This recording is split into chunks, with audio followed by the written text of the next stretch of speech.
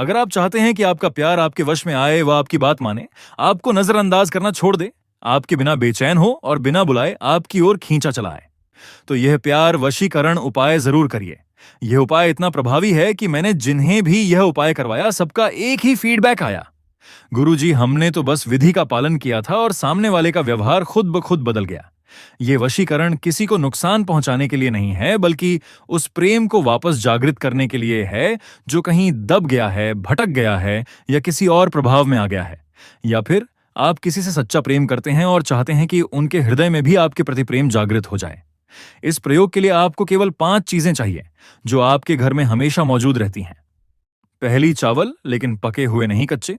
दूसरी शहद। तीसरी लाल सूती कलावा धागा, लगभग 1 हाथ लंबा। चौथी एक सादा कागज जिस पर कुछ भी छपा ना हो। पांचवी और सबसे जरूरी चीज, आपका धैर्य। अब बात करते हैं समय की। ये उपाय आप किसी भी समय कर सकते हैं, बस शर्त यह है कि उस वक्त घर में शोर कम हो और आपका मन शांत होने लगे। वैसे सबसे उत्तम और प्रभावी समय वह है जब आप सोने के लिए जा रहे हों। अब इस उपाय की पूरी विधि को ध्यानपूर्वक समझ लीजिए। सबसे पहले उस सादे कागज को अपने सामने रखें। अब उस कागज पर उस व्यक्ति का नाम लिखिए जिसे आप अपने जीवन में प्रेम और भावना के साथ पाना चाहते हैं। नाम लिखते समय हाथ ना कांपे। अगर कांप रहा है तो समझिए आप भीतर से डरे हुए हैं। डर के साथ किया गया कोई भी उपाय निष्फल हो जाता है। अब उस कागज के ऊपर 5 दाने कच्चे चावल रखिए। चावल स्थिरता का प्रतीक है, इसे कभी हल्का ना समझें। डगमगाए हुए को रोकने और स्थिर करने की शक्ति इसमें मानी जाती है। अब उस कागज को मोड़िए और कलावा धागे से 3 बार बांधिए। हर गांठ लगाते समय मन ही मन यह वाक्य बोलिए, जो मेरा है वह भटके नहीं, जो मेरा है वह रुके नहीं, जो मेरा है वह लौटे। अब दाहिने हाथ की उंगली से शहद की एक बूंद उस बंधे कागज पर स्पर्श करें। ध्यान रहे, शहद टपकना नहीं चाहिए, बस छूना चाहिए। अब बंधे कागज को दोनों हथेलियों में बंद करिए और अपनी छाती के पास ले जाइए। आंखें बंद करें। इसके बाद मंत्र बोलिए, ओम नमो कामाख्या। देवे व्यक्ति का नाम मम वशीकरणाय हृदयम स्तंभ स्तंभ आकर्षणाय स्वाहा। इस मंत्र को 3 बार बोलना है। ना ज्यादा ना कम गिनती गलत हुई तो अगले दिन दोबारा करना होगा।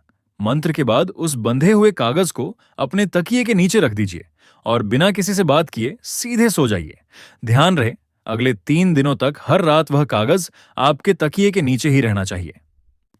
अब आता है सबसे महत्वपूर्ण चरण। अगले 3 दिन आपको रुकना नहीं है, बल्कि उस व्यक्ति तक अपनी सकारात्मक ऊर्जा पहुंचानी है।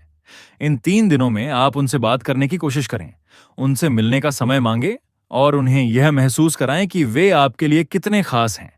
अपने प्रेम को पूरी शिद्दत से जाहिर करें और उन्हें फिर से प्रभावित करने का हर संभव प्रयास करें। इन 3 दिनों के सच्चे प्रयास के बाद चौथे दिन चमत्कार देखिए।